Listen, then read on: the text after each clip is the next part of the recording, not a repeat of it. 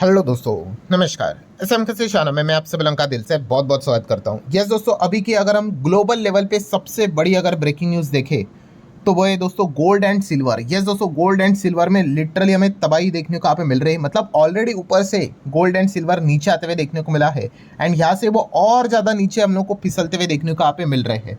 मतलब गोल्ड की अगर बात कर ले, अभी मैं वीडियो बना रहा हूँ इसीलिए थोड़ा तो अच्छा लग रहा है। अभी ये $4000 प्रति आउंस के हिसाब से लेवल थोड़ा सा मतलब ऊपर आ गया है।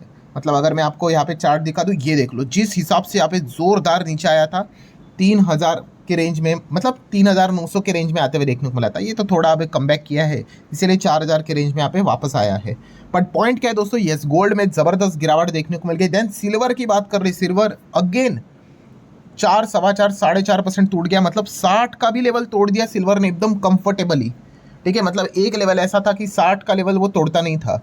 60 से वापस रिबाउंड आता था 65, फिर वापस नीचे आता था, थोड़ा 70 जाता था, बट 60 का लेवल टूटता नहीं था। और काफ़ी समय के बाद अब $60 का लेवल भी काफ़ी इजीली सिल्वर में हम लोग को ब्रेक होते हुए देखने को यहाँ पे मिल चुका है। वहीं पे अगर हम MCX में बात कर ले तो गोल्ड के भाव में आप देख सकते हो ऑलमोस्ट 3% के आसपास, 2.25-3% के आसपास की गिरावट नजर आ रही है।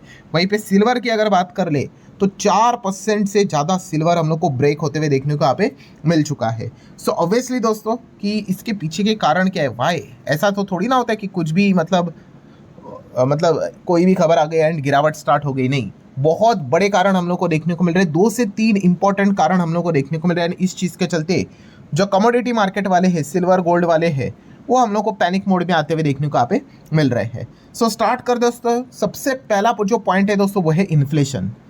इन्फ्लेशन की बात कर ले, मतलब आप सभी लोगों को पता ही है अमेरिका के और सब लोगों का फोकस रहता है। एंड कल की अगर मैं बात कर लूँ, कल बोले तो टुमारो, ठीक है, हिंदी में कल कंफ्यूजन होता है कि मतलब येस्टरडे की बात हो रही है कि टुमारो की बात हो रही है। इंग्लिश में अगर बात करें तो टुमारो। सो कल अगर देखा गया दोस्तों तो अमेरिका का PCE का डेटा यहाँ पे आने वाला है। पर्सनल कंजम्पशन की अगर हम लोग यहाँ पे बात कर ले, उसका डेटा पब्लिश होने वाला है, मतलब इन्फ्लेशन का ही डेटा है। एंड दोस्तों अगेन इसका भी फोरकास्टिंग अगर आप देखोगे तो ये 4% एक्सपेक्ट किया जा रहा है। जस्ट लाइक जो नॉर्मल इन्फ्लेशन रहता है ना, CPI डेटा, वैसे ये भी 4% एक्सपेक्ट किया जा रहा है। आप देख सकते हो कल 25 तारीख है ना, तो ये डेटा सामने आने वाला है। और इसके पहले का भी डेटा देख लो, ये एक्सपेक्टेशन वाला डेटा है। पहले 2.9 एक्सपेक्ट था, तो चलो यहाँ पे तो अच्छा आया। फिर उसके बाद 2.8 एक्सपेक्ट किया, सेम आया। फिर 3.5 सेम आया, 3.8 फिर सेम आया। अब 4 एक्सपेक्ट किया जा रहा है। मतलब आप देख सकते हो पर्सनल कंजम्पशन की भी अगर बात करें, एक्सपेंडिचर की, तो उसका भी डेटा लगातार बढ़ते जा रहा है। इसका अर्थ समझ रहे हैं आप यहाँ पे कि इस प्रकार से अगर डेटा दोस्तों अगर आते रहेगा ये 4% के आसपास, भूल जाओ रेट कट के बारे में। मतलब जो लोग एक्सपेक्ट कर रहे हैं ना कि रेट कट यहाँ पे हो सकता है कुछ, तो थोड़ी बहुत मतलब लिटरली अब रेट कट से रिलेटेड मैं प्रोबेबिलिटी आपको चार्ट दिखाऊंगा दोस्तों, 0% हो चुकी है, 0%। एंड इनफैक्ट अब यहाँ पे एक्सपेक्ट किया जा रहा है कि रेट हाइक इजीली हो सकता है। ठीक है, मतलब रेट में कोई बदलाव ना होना, यही आने वाले समय में फेड की मीटिंग में सबसे बड़ा त्योहार रहेगा। मतलब अगर फेड के चेयर जो रहेंगे वो ये कहेंगे कि भाई हमने इंटरेस्ट रेट में, मतलब रेट में कोई बदलाव नहीं किया है, फिर मार्केट भागेगा। वरना अगर देखा गया तो रेट हाइक के ही चांसेस है। मैं आपको दिखाना चाहूँगा, आप इस टेबल को देख सकते हो दोस्तों। ये इस साल का, मतलब अभी इस साल में अगर देखा गया तो और 4 फेड की मीटिंग्स यहाँ पे बाकी है। मतलब आप देख सकते हो अभी रिसेंटली हुई, फिर उसके बाद जुलाई में है, सितंबर में, अक्टूबर में है एंड दिसंबर में है। देन आप देख सकते हो दोस्तों यहाँ पे, सिर्फ मैं जितना बोल रहा हूँ वहाँ पे ध्यान देना। ये देखो क्या लिखा है, रेट कट। रेट कट की प्रोबेबिलिटी आप देख रहे हो, जुलाई मतलब अगला जो फेड की मीटिंग रहेगा 0। चलो ठीक है, उसके बाद सितंबर की मीटिंग में 0, देन अक्टूबर की मीटिंग में 0, दिसंबर की मीटिंग में 0। रेट कट का प्रोबेबिलिटी 0 हो गया भाई। भूल जाओ रेट कट भाई। इस साल की अगर हम यहाँ पे बात कर ले कि रेट कट हो सकता है, इसकी प्रोबेबिलिटी हमें 0 नज़र आ रही है। देन उसके बाद हम अगले चैप्टर के ऊपर आ जाते हैं। जैसे अभी मैंने कहा कि आइदर रेट होल्ड रहेगा, मतलब जो चल रहा है वही, या फिर 25 का रेट हाइक, या फिर 50 बेसिस पॉइंट की भी रेट हाइक का संभावना सामने आ रहा है। सो अगले मीटिंग की अगर बात कर ले दोस्तों, तो आप देख सकते हैं जो जुलाई में रहेगी, जहाँ पे एक्सपेक्ट किया जा रहा है कि चलो नेक्स्ट मीटिंग में शायद से अगेन सेम ही रेट रहेगा, नहीं चेंज होगा। 65% एक्सपेक्ट किया जा रहा है, बट 35% वाले लोग एक्सपेक्ट कर रहे हैं नहीं भाई 25 का रेट हाइक हो सकता है। चलो 50 की प्रोबेबिलिटी 0 है। ये कब की बात हो रही है, अगले मीटिंग की बात हो रही है, जुलाई की। देन अगर हम आगे बढ़ते हैं दोस्तों सितंबर में, तो आप देख सकते हो लगभग 50% लोग एक्सपेक्ट करते हैं कि रेट हाइक तो होगा ही होगा भाई, एटलीस्ट 25 का। एंड रेट सेम रहने वाले का प्रोबेबिलिटी 33 और 50 वालों का भी प्रोबेबिलिटी यहाँ पे आने लग गया 17% के आसपास, जो पहले जुलाई के इसमें 0 था। देन अगर हम दोस्तों यहाँ पे अक्टूबर की मीटिंग की बात करें तो यहाँ पे भी एक्सपेक्ट किया जा रहा है कि 25 का रेट हाइक हो सकता है। एंड देन अगर हम लोग यहाँ पे दिसंबर की बात कर ले तो यहाँ पे तो एक्सपेक्ट किया जा रहा है कि 25 भी हो सकता है, 50 भी हो सकता है। मतलब जितना हम आगे आगे यहाँ पे बढ़ेंगे दोस्तों, फेड की मीटिंग में चांसेस यही रहेंगे कि रेट हाइक यहाँ पे होने वाला है। ठीक है, मतलब रेट हाइक नहीं होगा, सेम ही रहेगा। इससे रिलेटेड सबसे बेस्ट सिनेरियो है कि अगली जुलाई की मीटिंग जो रहेगी दैट्स इट। उसके बाद जितने भी मीटिंग से आप देख सकते हो दोस्तों, सबसे जो ज़्यादा प्रोबेबिलिटी नज़र आ रही है वो रेट हाइक को लेकर ही हो रही है। ठीक है, इधर 25 या फिर 50।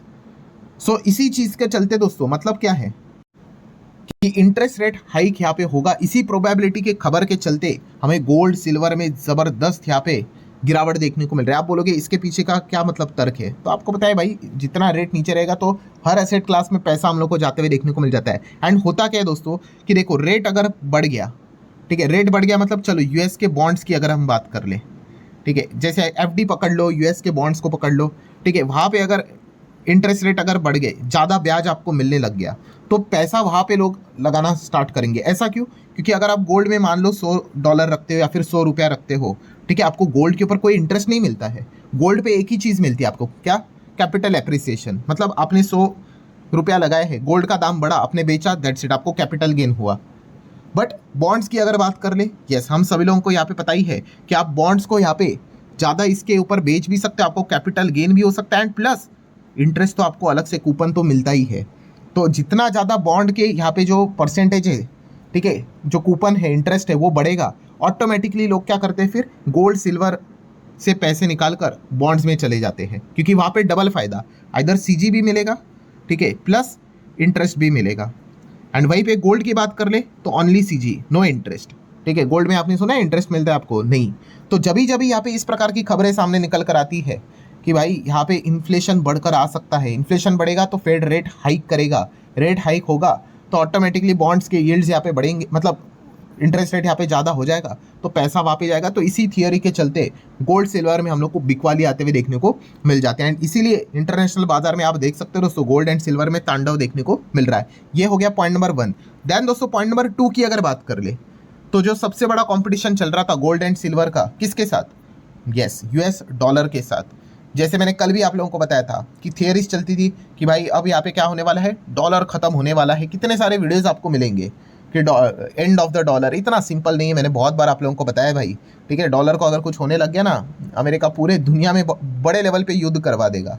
ठीक है, तो डॉलर की अगर बात करें, डॉलर खत्म होने वाला है और इस चीज़ के चलते क्या होने वाला है, गोल्ड एंड सिल्वर इस चीज़ को यहाँ पे रिप्लेस करेंगे। एंड अभी अगर हम यहाँ पे बात कर ले तो देख लो भाई, डॉलर मतलब डॉलर इंडेक्स 101, ठीक है, ये 100 भी पहुंच गया तो भी बहुत बड़ी बात है। ये तो 101 के पार चला गया, 101.5 के भी पार चला गया, जो कि आप पिछले एक साल का अगर मैं चार्ट पैटर्न आपको दिखा दूं डॉलर इंडेक्स का, ये देख लो एकदम हाईएस्ट लेवल पे यहाँ पे हम कह सकते हैं डॉलर हम लोग को जाते हुए देखने को मिल रहा है। आसान भाषा में बोल दूं तो डॉलर सॉलिड स्ट्रांग हो चुका है।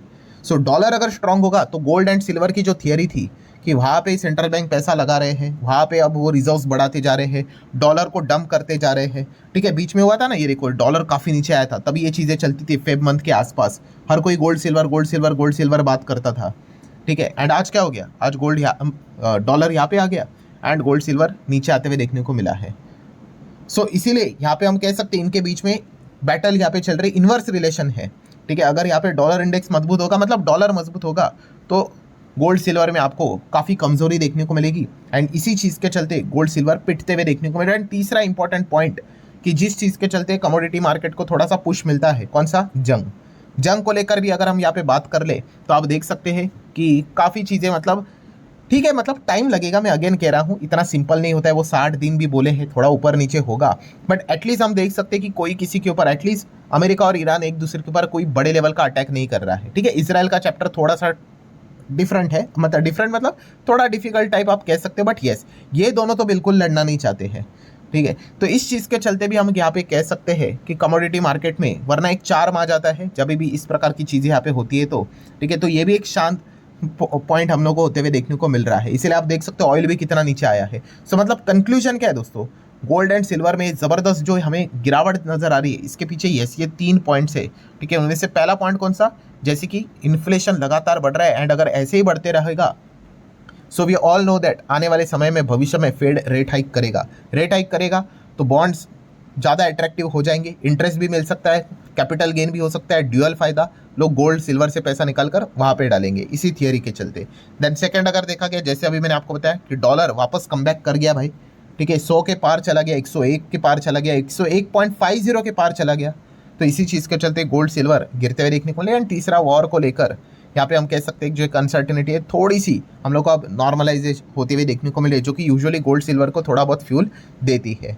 सो यही टाइट फिलहाल तो हम लोग को गोल्ड सिल्वर में क्रिएट होते हुए देखने को यहाँ पे मिल रहा है। अगेन दोस्तों, वीडियो क्लोज करने से पहले यही कहना चाहूँगा, काफ़ी लोग यही सवाल पूछते हैं, सर क्या गोल्ड सिल्वर का क्या करें। मैं इसके पहले भी बता चुका हूँ भाई, आप अगर तुरंत चाहते हो कि सब में रिटर्न्स बन जाए, ये जो स्वभाव है आपका ये आपको डुबाता है, ठीक है। मैं इसके पहले भी आपको सैकड़ों बार कह चुका हूँ, गोल्ड हो, सिल्वर हो, चाहे क्रिप्टो हो, रियल इस्टेट हो, इक्विटी हो, मतलब अच्छे इक्विटीज़ की यहाँ पे मैं बात कर रहा हूँ, बॉन्ड हो, सब में देखा गया ना, सब में पैसा बनता है। प्रॉब्लम क्या है, हमें चाहिए सब कुछ तुरंत, ठीक है। जो चीज़ भागेगी उसमें चले जाएंगे। बीच में तो गोल्ड ETF का तो इन्फ्लो इक्विटी के बराबर चला गया था, क्यों, क्योंकि रैली चल रही थी ना। अब गोल्ड का इन्फ्लो देख लो, ETF से रिलेटेड कुछ भी नहीं है, क्यों, क्योंकि भाग नहीं रहा है। ये इस प्रकार से अगर हम करेंगे ना भाई, तो आप किधर भी चले जाओ, आपको तो फिर नुकसान ही नुकसान होना है।